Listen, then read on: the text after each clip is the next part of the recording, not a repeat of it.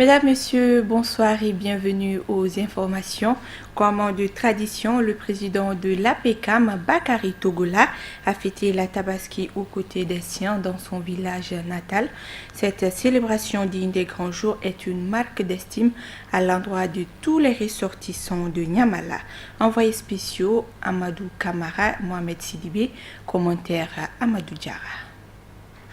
La célébration de la fête de Tabaski est l'expression de la foi et de l'esprit du partage pour chaque musulman. C'est convaincu de cette croyance religieuse que le président de l'APECAM, Bakary Togola, a initié cette manifestation populaire afin de permettre aux habitants de sa localité natale de se réjouir pleinement. Nous sommes ici pour respecter une tradition. Parce que ça fait un bout de temps, nous on avait fait une demande.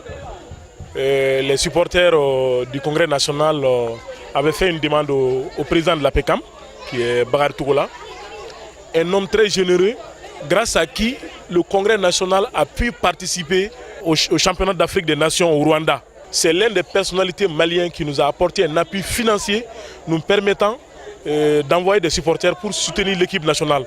Et Dieu faisant bien les choses, l'équipe est allée jusqu'en finale et on a rencontré le Congo RDC. Malheureusement, on a perdu la finale.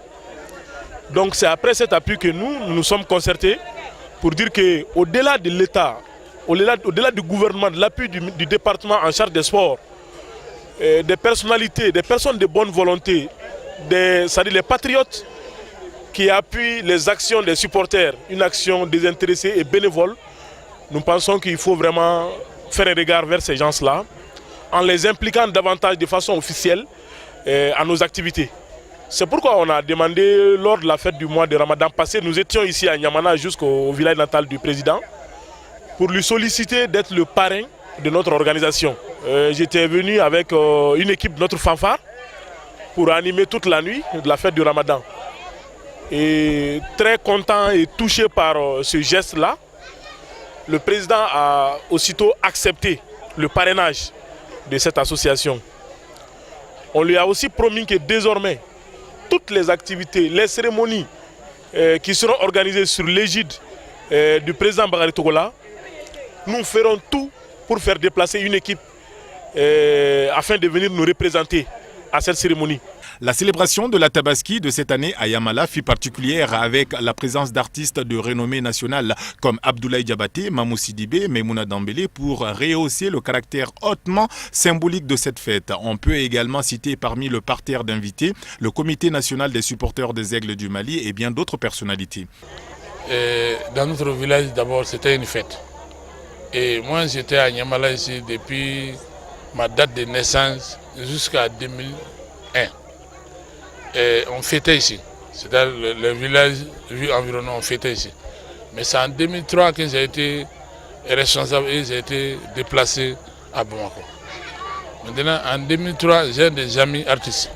C'est mes amis artistes depuis 2003 qui m'accompagnent le deuxième jour de la fête des Tabaski pour fêter au village. Donc c'est commencé petit à petit. Abdoulaye Diabaté, son frère, et tous les autres, Mamou Sidibé, Djeneba Sek, Mamine Dambélé, Kao Diabaté, Dabara. Vous connaissez tous les artistes, les petits artistes, les grands artistes.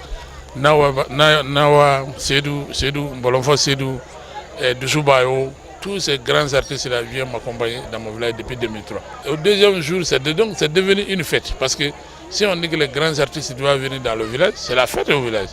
Et tous les villages environnants viennent ajouter à les étrangers artistiques qui sont là pour fêter. Donc on commence le deuxième jour jusqu'au troisième jour.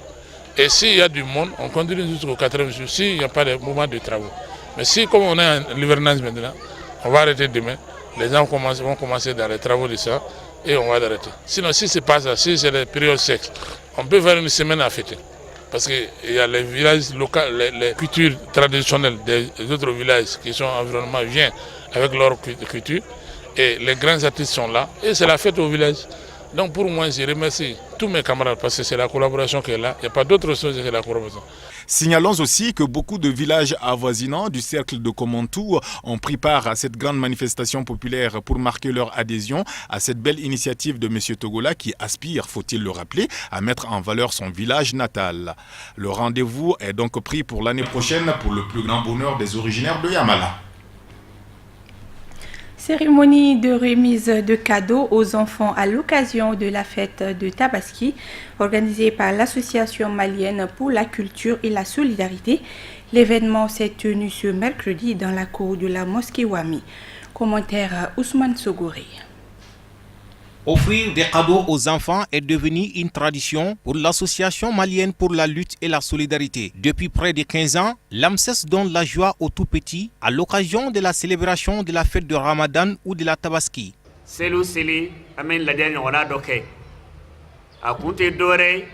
Nous avons remarqué que des cadeaux sont offerts aux enfants à l'occasion des autres fêtes dans notre pays. Généralement, au cours des fêtes musulmanes, on organise des soirées dansantes, des concerts et nous voudrions bien changer cette donne.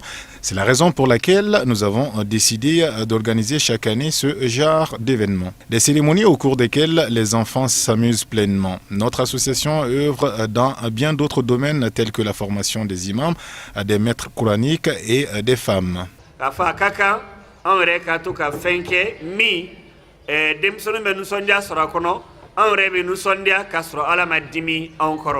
Pour rehausser l'éclat de la cérémonie, les pratiquants d'arts martiaux ont fait quelques démonstrations.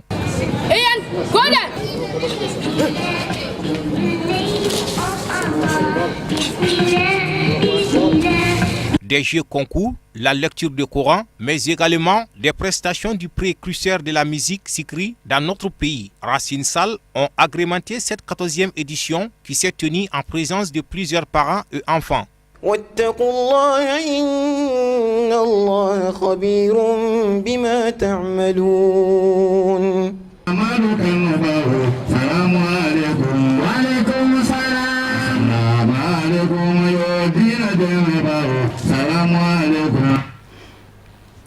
À présent, le point de l'actualité africaine en bref et en images, une compilation signée Amadou Diarra.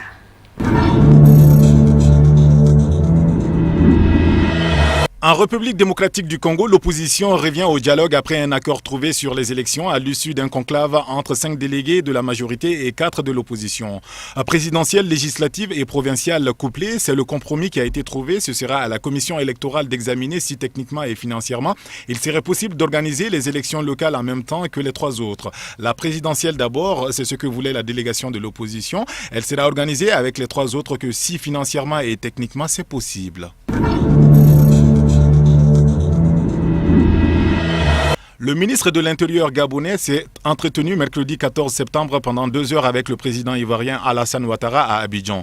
Cette visite a avant tout une vertu symbolique tant les rapports entre les deux pays ont été perturbés par l'action supposée de 2 conseillers à la présidence ivoirienne. Mamadi Djanéa et Jean-Marc Zoé ont été limogés récemment après que le pouvoir gabonais les a soupçonnés, entre autres de vouloir pirater les résultats de l'élection présidentielle gabonaise.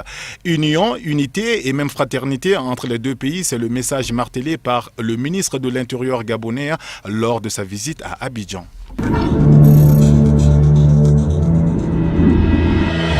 Le groupe terroriste nigérian Boko Haram a publié une nouvelle vidéo dans la nuit de mardi à mercredi sans que son commandant Aboubakar Shekau n'y figure. Cette absence donne du crédit à l'armée nigériane qui affirme l'avoir grièvement blessé lors d'un bombardement. L'enregistrement de 13 minutes posté sur YouTube montre un homme dans un long camis blanc, vraisemblablement un imam qui préside les prières de l'Aïd devant des centaines de villageois amaigris ainsi que devant des enfants présentés comme des soutiens aux terroristes. La Libye est au bord de la guerre civile. Le chef du gouvernement d'union lance un appel au dialogue entre toutes les parties. Il faut éviter l'escalade, dit-il, alors que la prise des terminaux pétroliers par les forces du général Haftar inquiète aussi la communauté internationale. Le général dissident s'est rendu mardi durant quelques heures à N'Djamena. Il a été reçu par le président Déby qui l'avait invité à le rencontrer. Le général Khalifa Haftar, accompagné d'une importante délégation, a été accueilli par de hauts gradés tchadiens. Au menu des discussions, la situation sécuritaire dans le sud libyen, mais surtout la présence annoncée des rebelles tchadiens sur la frontière nord du Tchad. L'affaire est devenue sérieuse à tel point que le chef de l'État tchadien, Idriss Déby, a décidé de la suivre en personne selon les informations de nos confrères d'RFI.